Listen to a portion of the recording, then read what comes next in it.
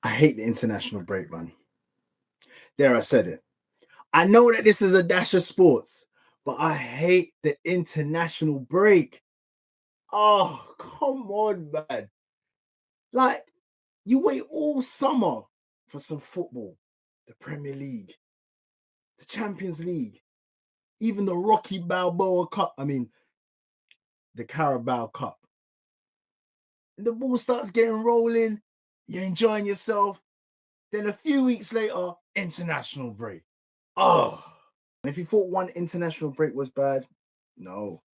A few more games gets played, and then another international break. All these stop, start business, man. Reduce the amount of international breaks.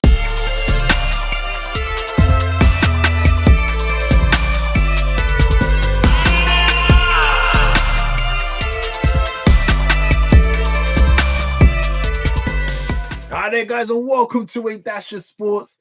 It's your host and presenter, Dashiki Dash. I'm back. Welcome back. Thank you very much for tuning in. Look, I just want to use this time, this opportunity, just to vent, rant, whatever you want to call it, moan. But I tell you what, man, you see this international break? I hate it, man. I hate it. It's so dead. The football is so boring. It's so dry. It's a drag. We wait all summer, innit? We wait all summer through the transfer window, getting excited about new players, finally getting to see these players play. It's like a few games and then international break. And if you think one ain't bad enough, you play a few more games again, international break. Like, come on, man. You're not even giving these players time to like relax. You know, some of these players also play throughout the summer as well. And then you're still piling on all of these dead international breaks. Now, don't get me wrong. I'm not saying I hate international football. I just hate the international breaks in between the season. Because if it's like the tournaments like the Euros, the World Cup, and all the other international tournaments, AFCON, Copa America, so on and so on. There are other tournaments available. But when it comes to these dry matches, now I know that they've been trying to jazz it up with this, with the Nations League and stuff like that to make it a bit more competitive rather than just having, your ordinary friendlies. But that's still not enough. That's still not enough. It's just jarring. And the 2 weeks that is spent doing these international matches is the longest 2 weeks ever, especially if you're like an avid Premier League, fan or, other respective countries, with their leagues.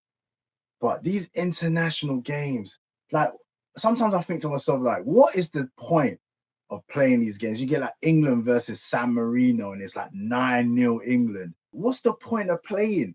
What is the point? Now, I know that during the international breaks, there are qualifiers. I get it. I still don't care, man. I still don't care. Once you get to the major tournaments, then all right, cool. Yeah, I'm all for it. But all of these qualifiers, friendlies, Nations League, all of these things, man, please miss me out with this. I feel like watching like these international break, these matches, it's like watching spin-offs, or like, you're watching a TV series and then they give you like a filler episode. Like they go back in time or they go off somewhere and they start telling another story. And you're just like, oh, come on, man.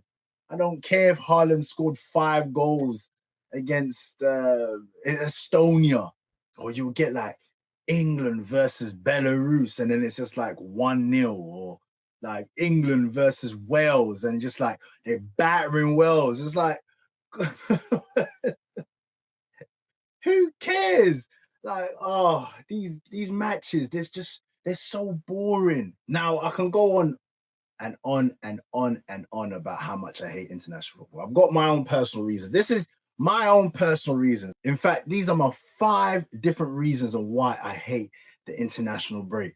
Starting off with number one, it kills the momentum of the Premier League. Like, for example, you could be in a good run of form, hitting the top of the league, like my team, Arsenal. And then all of a sudden, international break. And all of a sudden, you got to worry about your players going off to the international teams. Are they going to come back fit? Like, what's the issue? And then also the game after the international break, like, you don't know how your team's going to respond. And then number two, that 2-week break without Premier League football, or there's no Champions League or any domestic cups. Those 2 weeks without, proper football is so jarring. It's just like, you just lost. You feel lost. You know what I mean? And then I was just talking about like your team's on a good run of form. Say if your team ain't doing well, say if your team ain't doing well, say if you lost the last game before the international break, you've got to sit on that loss for 2 weeks. All the banter in the group, the repetitive stories, the constant mentions about your team and how, bad they've been and how they're not doing well. You've got to just sit there and you just got to take it. Oh my goodness, it's so jarring. And number three, what about injuries? Like, that's the one thing that I just sit back and think to myself, please, man, let all our players just come back injury-free. Because we're just sitting here wondering, imagine your players go off on international duty and then they get injured. That's it. That just messes up your whole vibe. You know what I mean? If you're in good form, that messes it up. And if you're not doing so well, you need those players. You need them in the squad, the team. 4, like I said, man, the football is just boring. I don't particularly enjoy it. Like, it's all good seeing your players go on international duties and then they're scoring 3 or 4 goals and they're not doing it in the league. that makes me so mad. Yeah, I hear you're wasting all your goals there. Yeah, come back to the club and perform. Oh man, I don't want to be seeing like your striker there scoring a hat trick on international duty, and then when it comes to your club football, you ain't doing nothing. And last but not least, number 5, it's just dead. And what I mean by that, I mean like the chat is dead. What is being spoken about is dead. The group chats are dead. Social media is dead. Mainstream media is just dry. Like, a lot of regurgitated stuff, a lot of just made up stuff, a lot of lies, a lot of nonsense as well. And we just got to deal with it because people are bored. People ain't got nothing to really talk about. And then they just come out with just trash. Like, there's only so much until the next game, innit? There's only so much you can talk about. We need something new. We need something fresh. So we need the Premier League back. We need league football back. But be honest with me, though. Be honest with me. Like, this is obviously my point of view, my feelings upon what the international break is all about. Like, I hate it. But tell me, like, you guys out there, let me know. Has anybody actually sat down to watch 90 minutes of an international game during this international break? I'm not talking about like, you've been watching the highlights on YouTube. And no, I'm talking about you sat there and you watched 90 minutes of an international game. And if you did you enjoy it? Or are you like me, just sitting there thinking to yourself, this is dead? But on the flip side, though, if I was to look on the other side of the coin and stuff, if you do like the international break and you do like your international football in between the season, let me know. Like, what is it about these dead games that you like? I need to know, man. What games did you enjoy during the break? Was there any games that I should watch and be like, you know what? Hey, this international break thing is not too bad. Like, if you got games like this, then I'll try my best to start tuning in a bit more. But let me know, man. Put your comments down below. Let me know if there's a particular game during this international break that you enjoyed, that you liked, and you're like, Dash, you missed out on this game. You should have watched this game.